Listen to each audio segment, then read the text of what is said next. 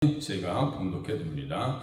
형제들아, 너희는 함께 나를 본받으라. 그리고 너희가 우리를 본받은 것처럼 그와 같이 행하는 자들을 눈여겨보라. 내가 여러 번 너희에게 말하였거니와 이제도 눈물을 흘리며 말하노니 여러 사람들이 그리스도의 십자가에 원수로 행하느니라. 그들의 마침은 멸망이요 그들의 신은 배요 그 영광은 그들의 부끄러움에 있고 땅의 일을 생각하는 자라. 그러나 우리의 시민권은 하늘에 있는지라. 거기로부터 구원하는 자 곧 주 예수 그리스도를 기다리노니 그는 만물을 자기에게 복종하게 하실 수 있는 자의 역사로 우리의 낮은 몸을 자기 영광의 몸의 형체와 같이 변하게 하시리라. 아멘. 말씀의 제목은 하늘의 시민권을 가진 자. 누구 얘기냐면 우리 얘기죠. 다른 사람 얘기가 아니고 우리의 얘기다. 그래서 20절에 보니까 우리의 시민권은 하늘에 있는지라. 세상에서도 영주권, 시민권을 얻기 위해서 얼마나 애쓰고 힘쓰는지 몰라요. 호주 같은 경우나 미국 같은 곳에 시민권을 얻는다는 것이 어려웠고, 사도 바울이 사역할 때 로마의 시민권자들은 특별한 대우를 받았습니다. 법적인 보호를 받았고, 법적인 어떠한 정확한 잣대에 의해서 법의 보호를 받았어요. 그러니까 시민권을 가지고 있는 것은 큰 특권이었죠, 그 당시. 빌립보서는 빌립보 교회에게 보낸 편지입니다. 빌립보 교회는 바울이 아시아에서 유럽의 마케도니아 지역에 도착하여 처음 세운 교회다 그랬어요. 그러니까 교회 이름입니다. 빌립보는. 아놀드 토인비 박사가 드로아에서 바울이 싣고 마케도니아로 향하는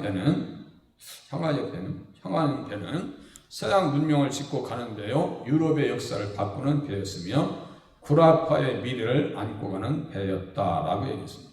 그러니까 유럽이나 구라파나 같은 말이에요.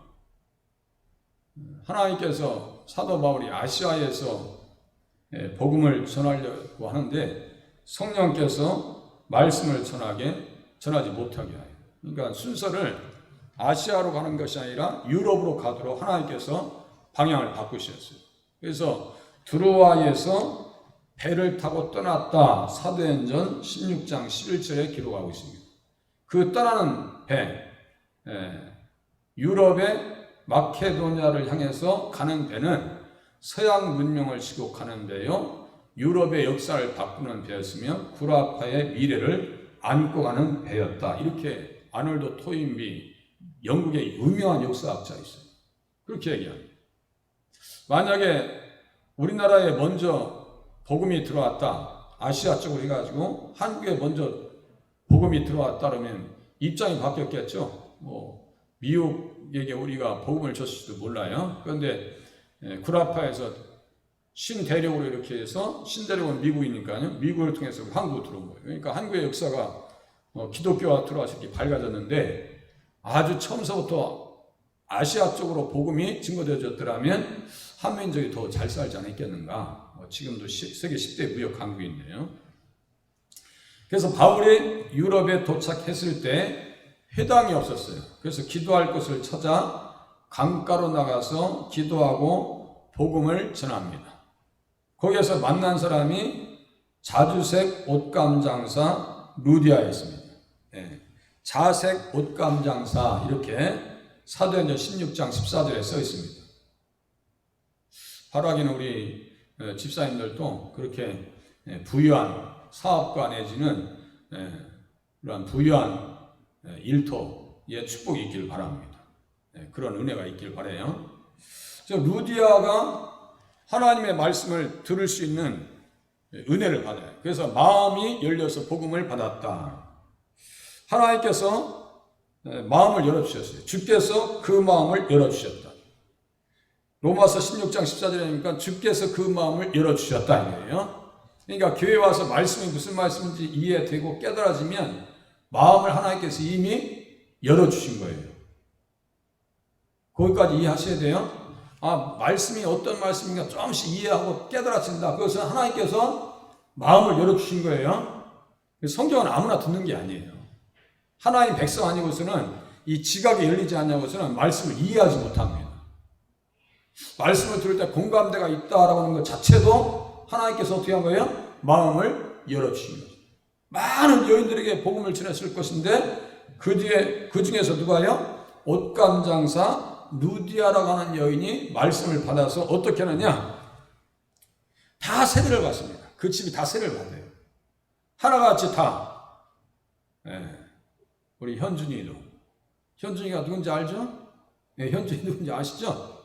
현준이. 그리고 우리 기성이, 은정이 누군지 아시죠? 제가 누굴 얘기하는지 아시죠? 우리 명훈이하고 명철이 다 세례를 받았다는 것은 예수님 영접했다는 얘기예요. 제가 또 그렇게 예수님 영접하게 해달라고 기도하고 있어요. 기도하고 있어요. 다 세례를 받고 뭐라고 하냐면 사도 바울의 일행에게 말하기를 만일 나를 주 믿는 자로 알거든 내 집에 들어와 유하라 그랬어요. 그냥 우리 집에 한번 들러주세요. 이 정도가 아니라 어떻게 했냐면 강권했어요. 아예 한번 정말 우리 집 오셔야 한다니까. 사도 바울이 처음 좀 미안하잖아요. 가서 대우받는 것이 좀 미안하고 좀 죄송한 마음이 들잖아요. 그러니까 루디아가 말이죠. 강권하여 머물게 하니라. 강권하여 머물게 하니라. 만약에 우리 집사님들이 목사님 식사 한번 같이 하시죠. 지나가는 말로 하면 제가 같이 가겠어요. 밥 먹자고. 그런데 목사님 제가 시간도 비워놨고요. 다 준비해놨고 식당까지 예약해놨어요. 그러면 끔찍 못하는 거죠. 그죠? 강권했다는 것은 그런 뜻이에요. 그것도 저한테 또 뭐 사달라는 얘기도 아니니까 그거 착각하지 마시고 그런 뜻이야. 강권했어요. 그러니까 초청함으로 자기 집에서 루디아의 집에서 시작된 교회가 빌립보 교회입니다.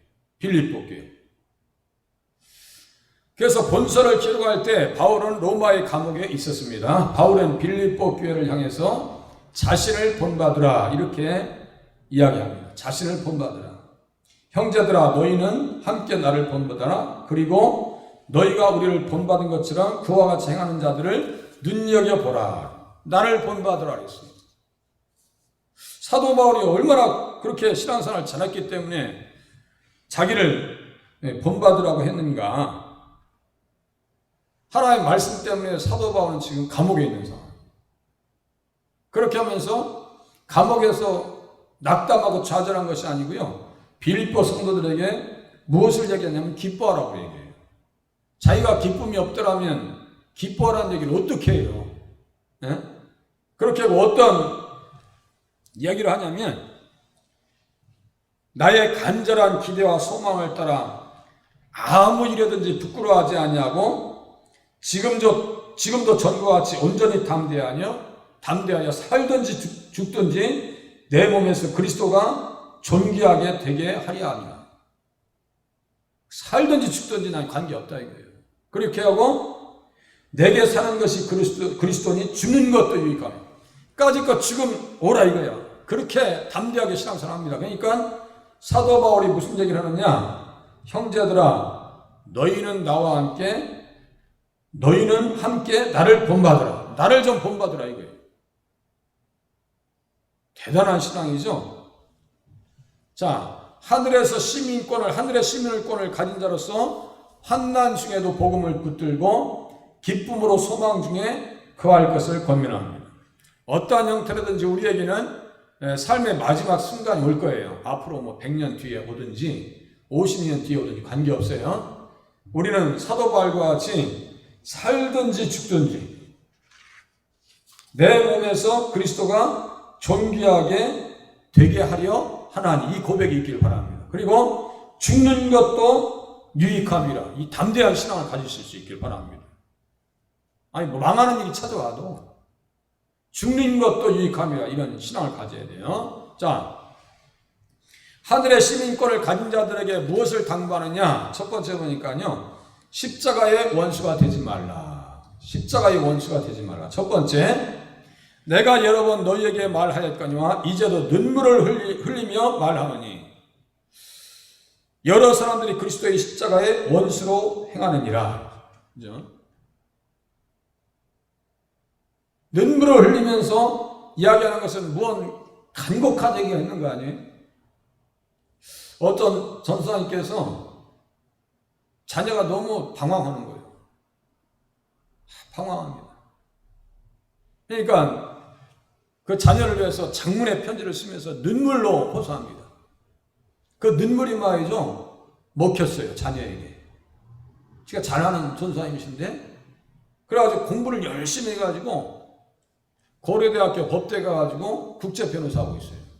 네? 눈물의 기도가, 어머니의 눈물의 기도가. 우리 또 축구선수 김남일이라고 알죠? 월드컵 때. 그 아들내미가 한때 방황해가지고 술집에서 뭐 아르바이트 한다고 해가지고 아버지가 가서 무릎 꿇고 아들한테 빌듯이 얘기했다는 거예요. 그래서 아주 유명한 축구선수가 되잖아요. 눈물을 흘렸다는 것은 바로 그런 뜻입니다. 자녀를 위해서 빌립보 교회를 사도 바울은 정말 아꼈어요. 그래서 눈물을 흘리며 말한다라고 하는 것은 뭘 하라는 거예요? 그리스도의 십자가의 원수가 되지 말라. 예수님과 대립해서 살지 말라. 예수님도 눈물을 흘리시면서 예루살렘 성전을 향해서 우십니다. 예루살렘 가까이 오셔서 성을 보시며 우셨다. 너무나 안타까웠어요. 왜냐하면 예루살렘 성전이 앞으로 37년 이후에 3년 동안 포위돼 가지고 로마의 황제, 나중에 황제되죠, 장군인데 타이토스라고 하는 장군에 의해서 둘러싸여 가지고 3년 동안 포위돼 가지고 비참하게 죽임을 당합니다. 그것을 예수님은요, 과거만 보실 뿐만 아니라 현재와 미래도 동시에 보시기 때문에 예루살렘의 운명을 보면서 눈물을 흘리셨습니다. 다음과 같아요. 가까이 오사 성을 보시며 우셨다. 누가복음 29장 41절. 날이 이를지라 내 원수들이 토둔을 쌓고 너를 둘러 사면을 가두고 너와 및 그 가운데 있는 내 자식들을 땅에 메어치며. 이게 있을 수 있는 일이에요. 땅에 메어치며 돌 하나도 돌 위에 남기지 아니하리니 이는 내가 보살핌 받는 날을 알지 못함을 인함이니라. 예수님께서요, 예루살렘을 그렇게 암탉이 병아리를 품듯이 안으려고 하셨어요. 그런데 예루살렘 사람들, 유대인들, 바리새인들, 서기관들, 사두개인들은 예수님을 영접하지 않았습니다. 그게 뭐예요? 십자가의 원수들. 예수님을 대적한다고요. 그렇게 하고 심지어 어느 정도까지냐면 그를 십자가에 못 박으라 외칩니다. 예수님을 향해서요, 십자가를 향해서 못 박으라고 외칩니다. 그 당시 빌라도에게 그를 십자가에서 없이 하소서. 세상에 이게 있을 수 있는 이야기예요. 예수님을 대적하면, 십자가를 대적하면 어떻게 해요? 멸망밖에 없어요. 좀 이따 그 뒤에 내용 나옵니다. 그러니까 하늘의 시민권을 가진 자, 예수님을 믿으면 하늘의 시민권을 가졌다고 하는 것은 상속권을 가졌다는 얘기예요. 하늘의 상속권을 가진 자들은 십자가의 정신과 부딪히면 안 된다는 얘기예요. 한마디로 해서 죄 가운데 사로잡히면 안 된다는 얘기예요. 말씀에 사로잡혀야지 죄에 사로잡혀서는 안 된다는 얘기예요. 그 중에 한 인물이 누구냐? 에서입니다. 에서. 여기서가 아니고 에서라고 하는 이름이에요. 에서는 여기 이런 얘기 아니에요. 야곱의 쌍둥이 먼저 태어나서 에서가 형인데 이삭의 쌍둥이 형제입니다. 그런데 에서는 어떤 사람이냐? 하나님 앞에 버림받아 흘리는 어리석은 눈물이었습니다. 왜 그가 하나님 앞에 버림받는가? 왜 버림받았는가? 장자의 명분을 경홀히 여겼다라고 성경에 써 있어요. 장자의 명분을 가볍게 여겼다. 창세기 25장 34절. 좀 전에 장자의 명분은 무슨 뜻이냐면 상속받을 수 있는 권리. 상속권이에요. 상속권. 자, 이스라엘은 내 아들 내 장자라 그래요. 그러면 이스라엘 백성들이 어디를 상속받았냐면 가나안 땅을 상속받아요. 가나안 땅은 젖과 꿀이 흐르는 땅입니다. 이해되시죠? 자, 이스라엘은 내 아들 내 장자라 그랬어요. 또 다시 우리들은 하나님 나라의 장자예요. 히브리서 12장 23절에 보니까 하늘에 기록된 장자들의 모임과 교회에 써 있어요. 장자들의 모임과 교회. 그러니까 교회에 다니시는 분들은 뭐가 있어요? 장자권이 있는데 장자권을 좀 전에 제가 무슨 말씀 드렸어요? 상속권. 이해되시죠? 상속권. 그 상속권을 가졌어요. 이스라엘 백성들은. 야곱이 이스라엘로 이름 바꿔주시죠? 상속권, 장자권을 그렇게 사모했던 것은 하나님 나라를 상속받겠다는 거예요. 야곱이. 그런데 에서는 어떤 생각을 가지고 있었느냐? 장자의 명분을 가볍게 여기고 심지어 멸시하였더라. 발로 짓밟았더라 라고 하는 뜻이에요. 그게. 그러니까 에서는 어떻게 됐냐? 하나님 나라에 대한 축복에 기도해서 제외됩니다. 그러니까 그 이후에 에서가 어떻게 하느냐? 하나님 앞에서 눈물을 흘리면서 구합니다.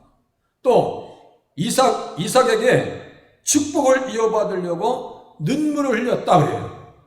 히브리서 12장 17절에 보니까 너희가 아는 바와 같이, 제가 에서 얘기를 앞으로도 자주 할 건데요, 너희가 아는 바와 같이 이스라엘 백성들은요 에서와 야곱의 이야기를 너무너무 잘 알아요. 그래서 너희가 아는 바와 같이 그가 그 후에 축복을 이어받으려고, 다시요, 축복을 이어받으려고, 하나님 나라를 상속받으려고 가나안 땅에 들어가려고 해도 눈물을 흘리며 구하되 버린 바가 되어 회개할 기회를 얻지 못하였느니라. 장자의 명분을 멸시했어요. 그러니까 뭐가 됐어요? 십자가의 원수가 되었다. 십자가의 원수가. 그 통안의 눈물은 한 그릇 음식, 육체를 신뢰하여 장자의 명분을 멸시했기 때문입니다. 자, 3장 3절에 보니까 육체를 신뢰하지 아니하는 우리가 곧 할례파라. 하늘의 시민권을 가진 자들은 육체를 신뢰하지 않는데요. 육체를 신뢰하지 않는 것 중에서도 그게 뭐냐면 자기의 학벌, 자기의 출신, 자기가 가진 것, 많이 소유하고 있는 것, 이것이 육체입니다. 이걸 신뢰하지 않는다. 교회에서도 이게 있으면 안 돼요. 어느 집안에 보면 박사님도 있고 박사님 아닌 집안도 있잖아요. 그죠? 그런데 박사님 아니라고 해서 박사님이 무시하지 않잖아. 이해 집사님, 그죠? 더군 집사님을 박사님 학위 없다고 무시하지 않으시잖아. 가정은 그래. 교회는 그래야 돼요. 많이 있든 없든, 잘났든 못났든 관계가 전혀 없어요. 에? 좋은 집에서 살든 빌라에서 살든 지하에서 살든 전혀 관계없는 거예요. 에? 전혀 관계. 그것이 없어야 돼요. 그것이 있다면 육체를 신뢰하고 있는 거예요. 혹시나 우리 명훈이가 너무 잘 돼가지고 엄마한테 1,000,000원짜리 명품 백을 사줬다 이거야. 그 명품 백 때문에 김 목사가 가지고 다니는 가방 가지고 있어서 소외감 느끼지 않아야 돼. 소외감 느끼면은 그것이 육체를 신뢰하는 것이라는 얘기예요. 그렇게 하면 안 된다는 얘기예요. 육체를 의지하지 아니하고 그런 사람, 육체를 신뢰하여 장자의 명분을 멸시했다. 에서가 했다는 얘기예요. 에서가. 그 눈물 받지 않으십니다. 안 받으셔요. 하나님께서는 무엇을 받으시느냐? 믿음의 눈물을 받으셔요. 하나님 뜻대로 내가 살지 못했어요. 하나님 말씀 앞에 합당하지 못했어요. 내가 어떻게 합니까? 라고 흘리는 눈물을 우리 주님께서 받으신다고요. 그 눈물을 누가 흘렸느냐? 다윗이 흘렸습니다. 다윗이 흘렸어요. 시편 6장 6절에 보니까 내가 탄식함으로 피곤하며 밤마다 눈물로 내 침상을 띄우며 내 요를 적시나이다. 그 눈물은요, 돈이 없어서 흘리는 눈물이 아니에요. 내가 못나서 흘리는 눈물도 아니에요. 내가 못 배워서 흘린 눈물도 아니었습니다. 내가 사람들한테 버림받아서 흘린 눈물이 아니에요. 다윗의 눈물은 어떤 눈물이었냐면 하나님 앞에 육신적으로 영적으로 순결을 지키지 못한 것 때문에 눈물을 흘렸습니다. 그 눈물이에요. 시편 56장 8절에 보니까 나의 눈물을 주의 병에 담으소서라고 써 있어요. 나의 눈물을 주의 병에 담으소서. 하나님께서 그 눈물을 받아주신다고요. 그것을 흘리기 전에 마음속에서 느끼는 것을 애통이라고 해요. 애통. 하나님의 뜻대로 살지 못해서 애통하는 마음, 그것을 하나님께서 상한 마음을 받으신다고요. 자, 바울은 믿음으로 하늘의 시민권자가 된 빌립보의 성도들을 향해서 눈물로 십자가의 원수가 되지 말라고 당부합니다. 눈물로. 민수기 21장, 요한복음 19장 십자가 앞에 대중들, 고린도전서 1장 18절 23절 십자가를 꺼리는 사람들, 히브리서 6장 6절에는 어떤 사람이 등장하는가? 십자가를 못 박아 드러내놓고 욕되게 하니라. 이게 무슨 뜻이냐면요, 요것만 설명해 줄게요. 교회 잘 다녔어요. 다니다보니 그 교회에서 상처받았어요. 나가서 교회만 욕하고 다녀. 그런 사람들이에요. 그런 이유가 되시면 안 돼요. 네, 교회를 막 폄하하는 사람도 있으면 내가 속상해야 돼. 밖에 나가는데 만약에 우리 자식을 누가 흉봐, 속이 가만히 있겠어요? 막 가서 그냥 어떻게 하고 싶죠, 그죠? 그런 마음이 드셔야 돼요. 네? 십자가의 원수가 되지 말라고 당부합니다. 자, 십자가를 통해서 우리는 무엇을 얻을 수 있느냐? 하늘의 시민권을 얻을 수가 있습니다. 에베소서 2장 16절에 보니까 십자가로 이렇게 놓고 19절에 보니까 그러므로 이제부터 너희는 외인도 아니다, 나그네도 아니고 오직 성도들과 동일한 시민이요 하나님의 권석이다. 다시요. 십자가로 하늘의 시민이 되었고 하나님의 권속이 되었다. 그러니까 십자가를 어떻게 돼요? 사랑해야죠. 십자가를 미워하면 안 된다는 말이에요.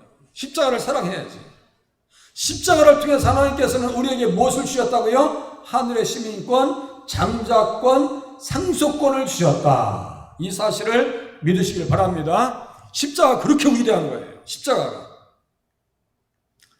자, 하늘의 시민권을 가진 사람들은 또 요구합니다. 땅의 일을 생각하지 말라. 눈물을 흘리면서 얘기합니다. 땅의 일을 생각하지 말라. 그들의 마침은 멸망이요, 십자가의 원수들이에요. 그들의 씨는 배요, 그 영광은 그들의 부끄러움에 있고 땅의 일을 생각하는 자라. 땅의 일을 생각한대. 그냥 시간만 나면 어디 가서 놀러 가고 싶고, 시간 나면 이 세상에서 향락을 즐기려고 하는 마음, 이성의 염려와 재물과 향락, 이런 거예요. 땅의 일. 십자가에서 피 흘리신 예수 그리스도를 믿어서 하늘의 시민권을 가진 자들은 땅의 일을 생각하지 말고 영의 생각을 하며 새 사람으로 살으라고 당부하고 있는 거예요. 보세요. 땅의 일을 생각하는 것은 육의 생각이에요. 하나님의 일을 생각하는 것은 영의 생각입니다. 영의 생각을 가진 사람들이 이렇게 예배 시간에 나오실 수 있는 거예요. 신앙생활 잘하세요. 김도현 집사님 많이 회복되셨어요? 많이 아프셔서 응급실까지 가시구나. 얼마나 힘드세요. 네. 몸 잘 추스리시고 믿음생활 잘 하시기 바랍니다. 네. 영의 생각, 이것이 하나님을 생각하는 겁니다. 자, 로마서 8장 6절에 보니까 육신의 생각도 있고 영의 생각도 있다라고 가르쳐 주거든요. 육신의 생각은 사망이다. 왜냐하면 하나님과 원수가 되기 때문이다라고 얘기해요. 육신의 생각은 사망이다. 아까 좀 전에 말씀드렸죠. 민수기 21장 이런 데 제가 설명을 못했거든요.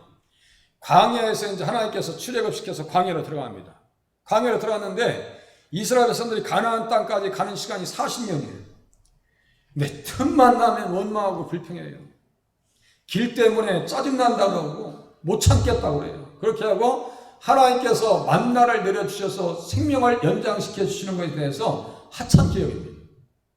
아니, 광야에서 먹을 것 주시고 하나님께서 물을 공급하셨다라고 하면 얼마나 감사한 거예요. 이 사람들 광야에서 거의 한 300만 정도의 인구들이 살면서 물값 한번 내본 적이 없어요. 네? 뭐 상수도 요금 청구해서 나온 적도 없어. 우리 교회도 달만 되면 상수도 요금 청구돼서 나오는데 이 사람들은 반석에서 나오는 물을 마셨죠? 한 번도 돈 안 냈어. 그리고 만나를 하나님께서 새벽마다 먹이셨어요. 새벽에 만나를 먹이시는 것은 지금도 무슨 뜻이냐라고 이해하시면 되는데 새벽 예배 좀 해라라고 하는 뜻이에요. 새벽 예배 좀 하라고.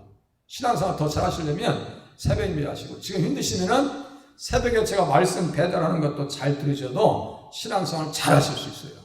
네. 제가 대충 해서 보내는 거 아닙니다.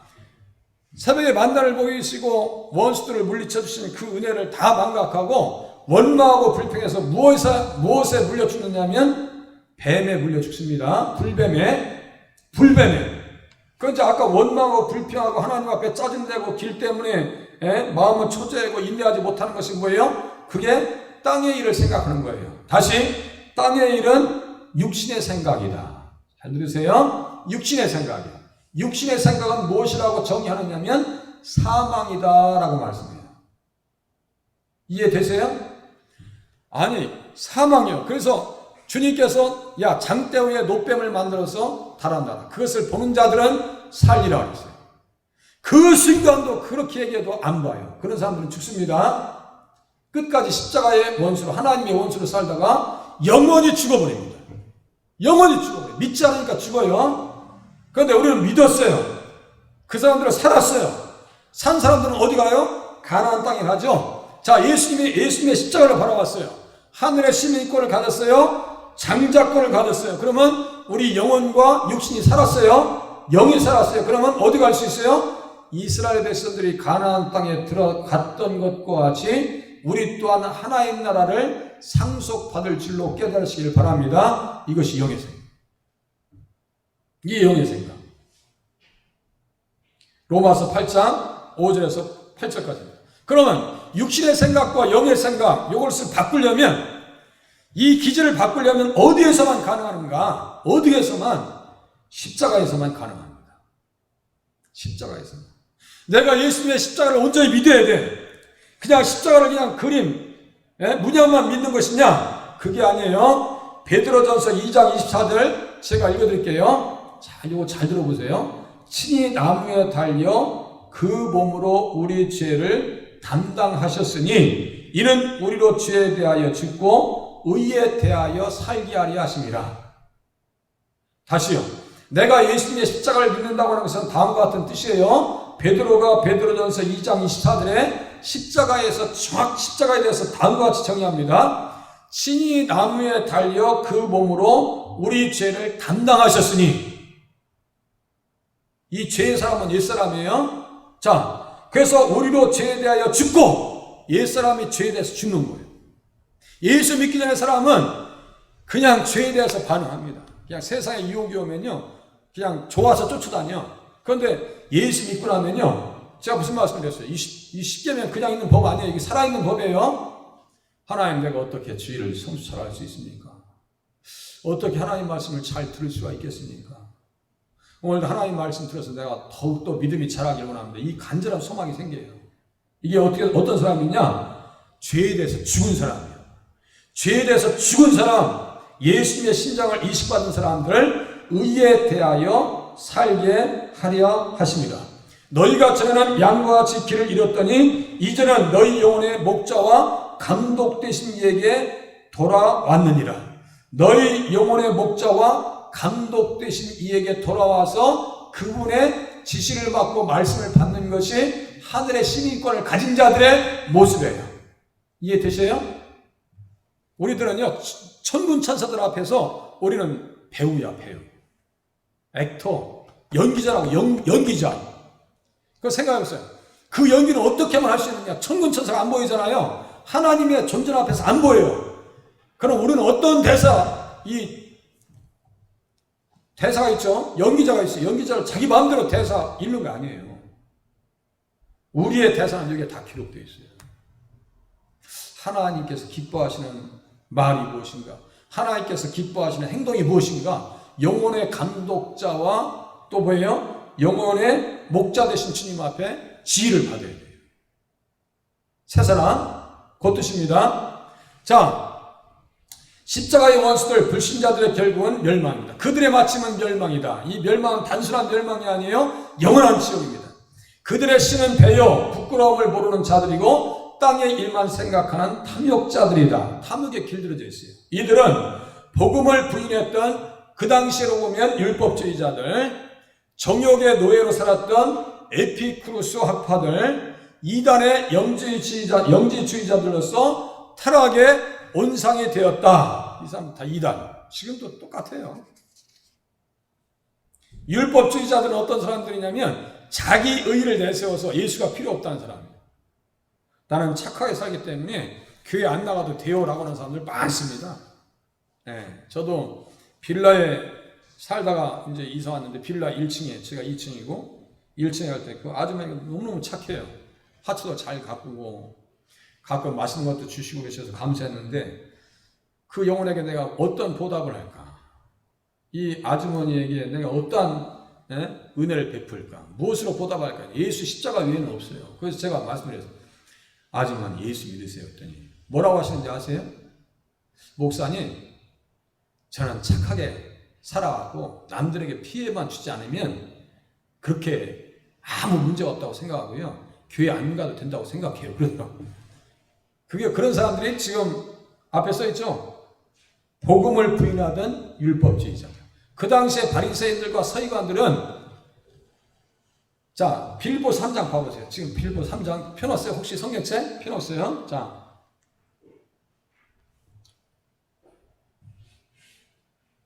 6절 3장 6절 자 보세요. 제가 읽어드릴게요. 열심으로는 교회를 박해하고 율법의 의로는 흠이 없는 자라. 자기 얘기하는 거예요.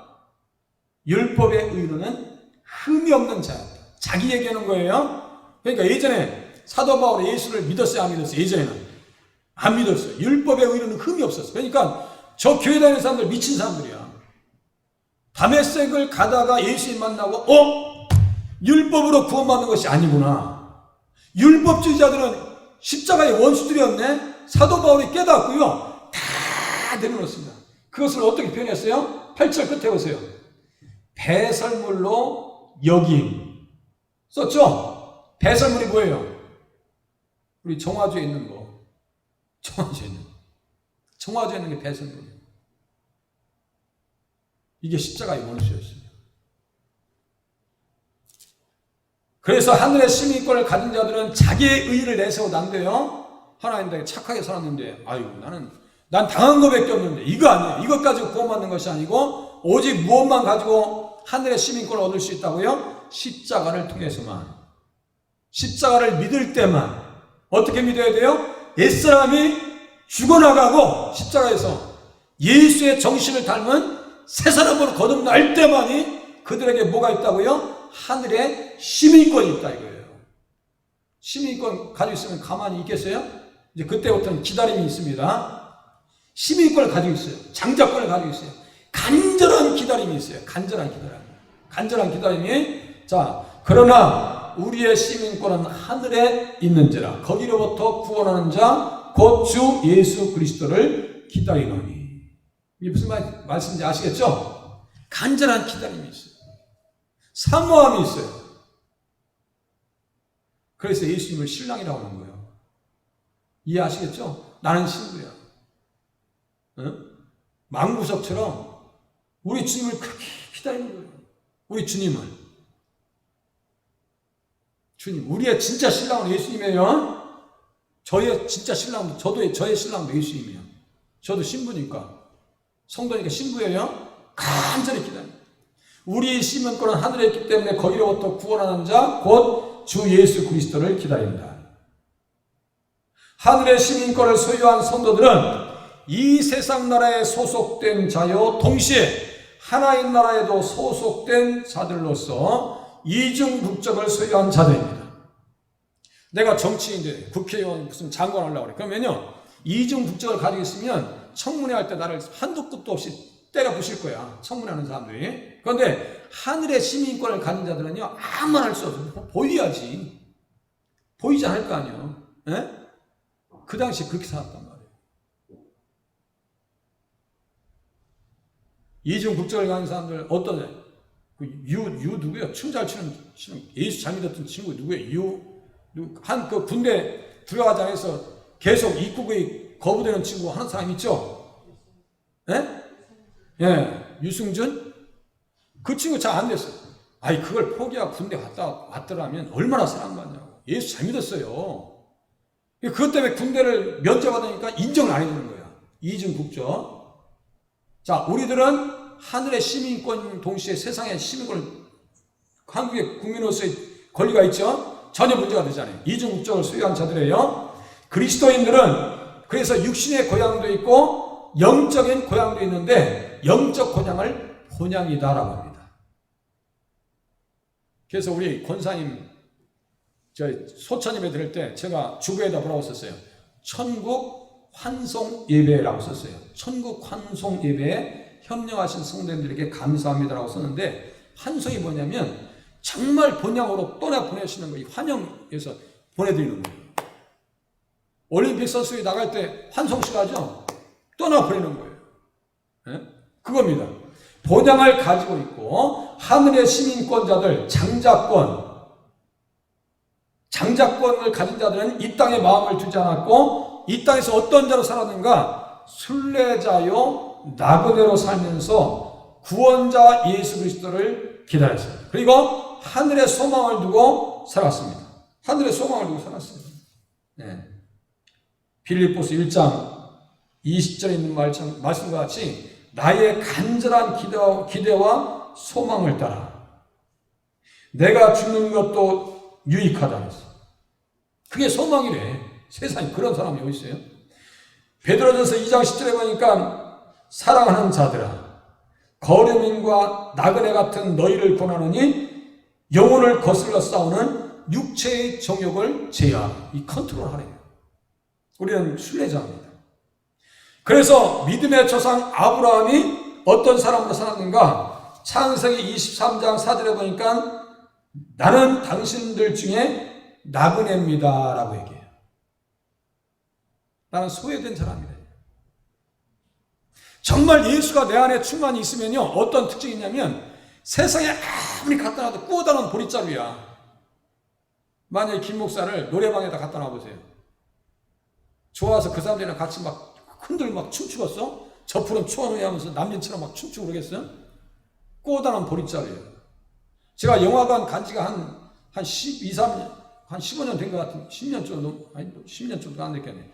어쩌다 영화관 가면요, 졸음이 와, 잠밖에 안 와. 구워다 놓은 보릿자루예요.